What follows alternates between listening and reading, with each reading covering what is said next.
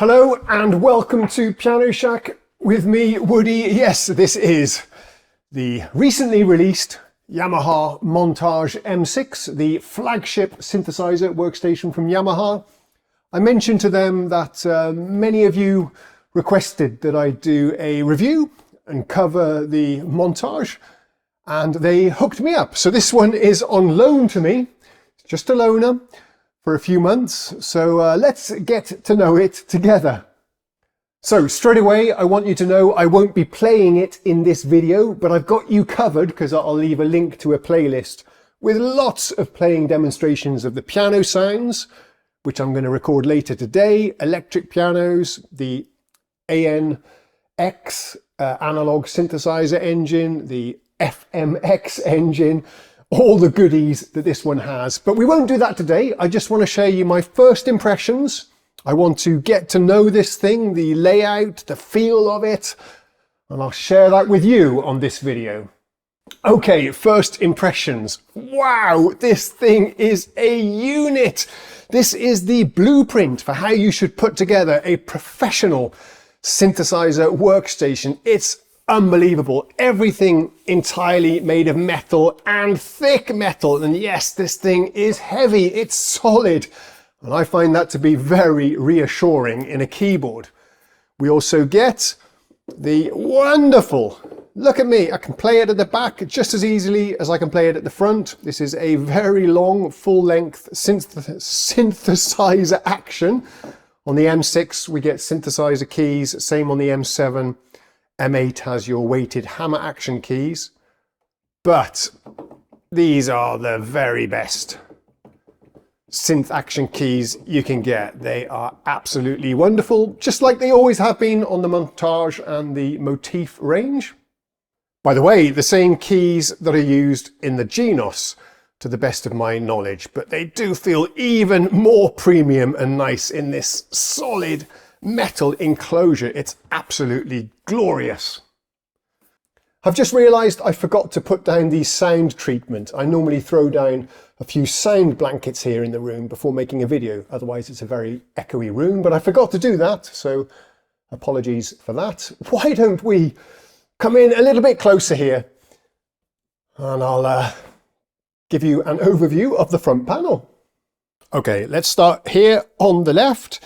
Traditional pitch bend mod wheels. This is an extra thing.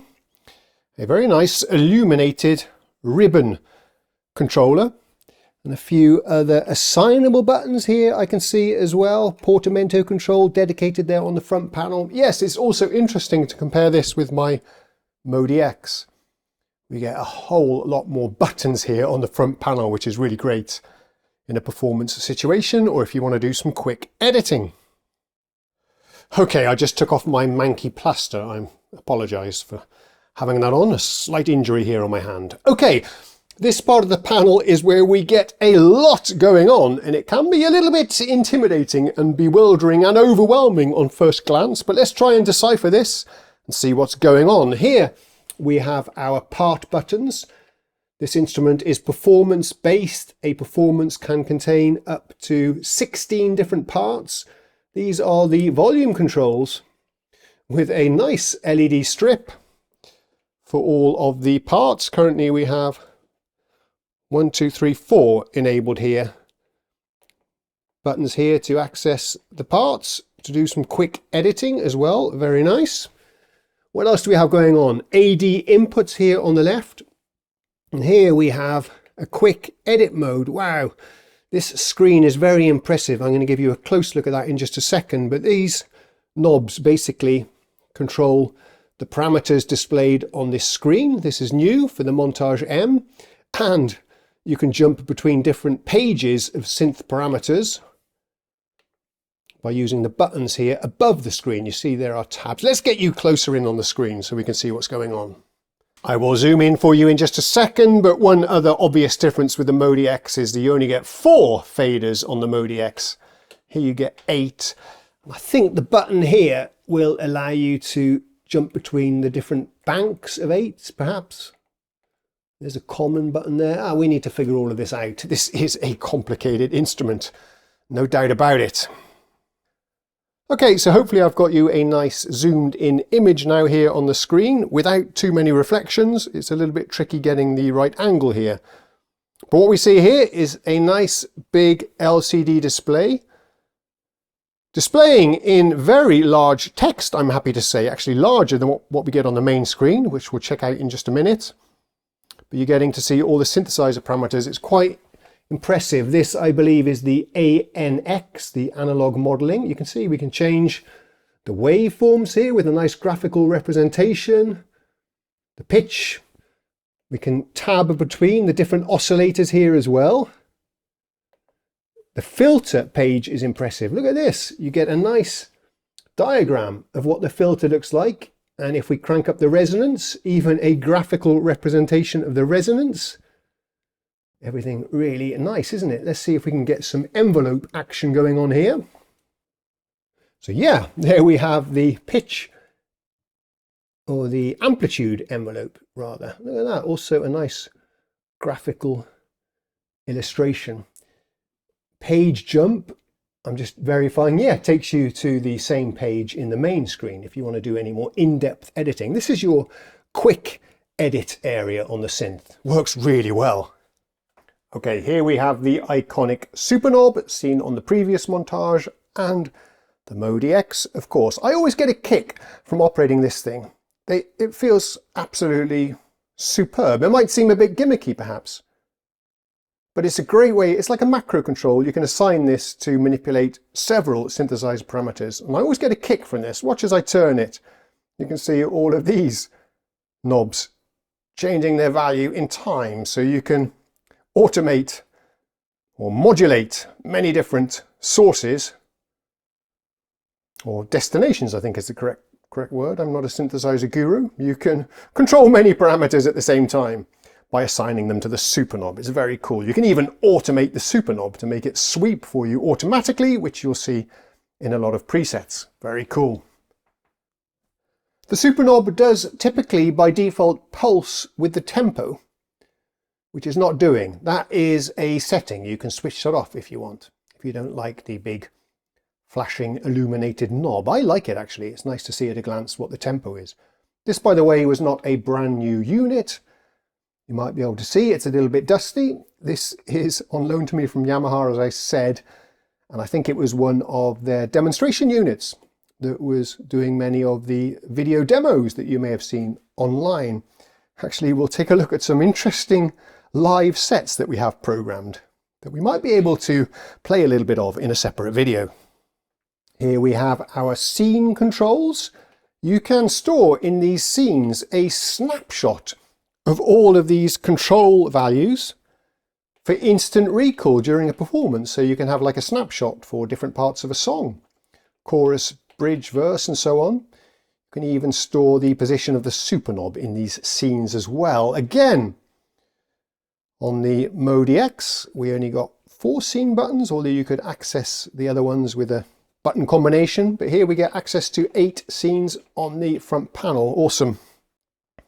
Yeah, this is very interesting. Here you can see 24K magic. We have Africa solo. Jump is there. Wow. Oh, Jump is there. Living on a Prayer. So I've got a hunch that these are presets that have been created by the Yamaha demonstration team for some of their promotional videos. Very cool. I will ask them if I can have their permission to use some of these, and I'll share them with you in a video. But this is the live set view where you can have 16 different sounds on the screen at the same time to call up during a set. You can even access them using the buttons on the right. I'll show you that keypad in a minute because it's pretty cool. The screen itself is the same as the previous montage. It looks to be the same. It's the same on my PSR as well. Might not be the exact same model, but feels the same. It's the slightly plasticky feeling screen that you actually have to press down to activate. Let me give you an idea how large it is. It's not the biggest of screens, to be honest. There we go. It's exactly, more or less, the same size as my iPhone. This is one of the larger iPhone models, but yeah, there you go. That's what it looks like. There's the performance mode screen where you can see an overview of all of your settings for a performance.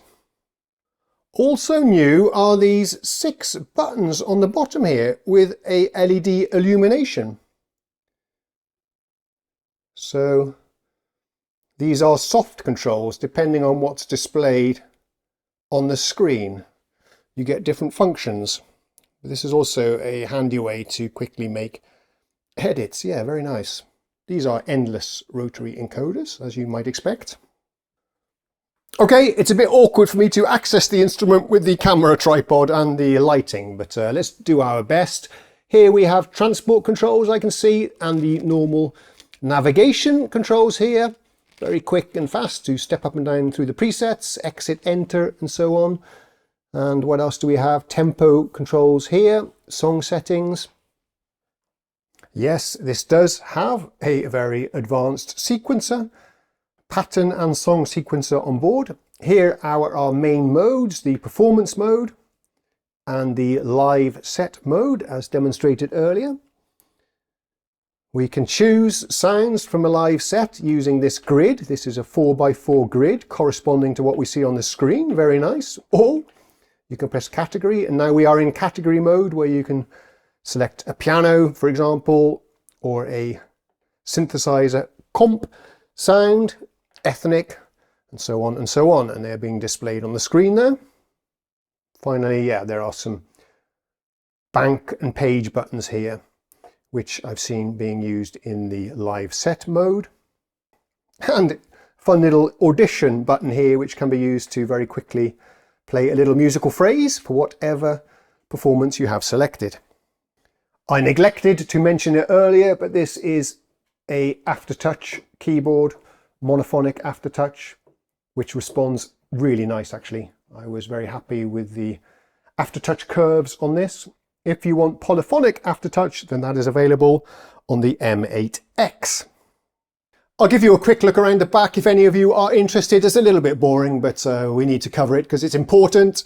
You've got your balanced outputs there, which is great. Assignable outputs, a pair of those. Headphone output on the full-size 1/4" jack socket. Inputs there, left and right. A to D input. We have the foot controller pedals here and proper MIDI. Over on the left, out of camera, we have a USB to host and 2 USB to device ports. Some of you were asking about the fan noise because this has extra powerful processors compared with the previous model that do generate a bit of heat. Yamaha installed a cooling fan, and yes, it is audible. You can hear it in a very quiet room, but you have to listen out for it so it's not too obtrusive. And of course, if you're playing music, you'll never hear it. So there you go. That was our introduction and overview of the Montage M. Once again, I apologize for not playing any music today, but I thought to keep it simple for me, I would separate it. I'll make some talky videos. Well, this will be the only one actually. And then the other videos will be all playing, perhaps with some commentary. So check the video description where there'll be a list to the playlist for all of the videos on this because we are only just getting started. Thank you very much for watching. Please do remember to subscribe to the channel because it does take me a lot of work to make these videos for you. Thanks in advance. I'll see you next time. Cheerio.